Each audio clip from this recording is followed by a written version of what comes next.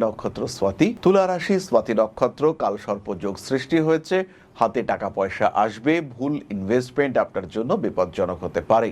নতুন করে প্রেমে পড়তে পারেন, পাল্টাতে পারেন নিজের বাসস্থান। বাস্তু এইটা কিন্তু একটা ভীষণ গুরুত্বপূর্ণ বিষয় হয়ে উঠতে চলেছে। আর এই সময় স্বাতি নক্ষত্রের মানুষরা তারা জ্যোতিষের প্রতি আগ্রহ পোষণ করতে পারেন।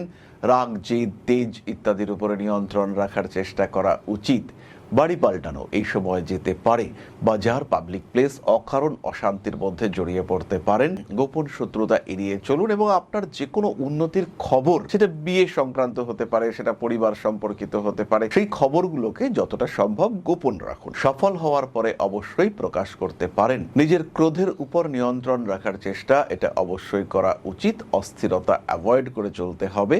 কাজকর্মের ক্ষেত্রে কিন্তু নতুন কোনো ঘটনা ঘটতে পারে। প্রিয় ব্যক্তির শরীর স্বাস্থ্য নিয়ে একটু দুশ্চিন্তা বাড়তে পারে।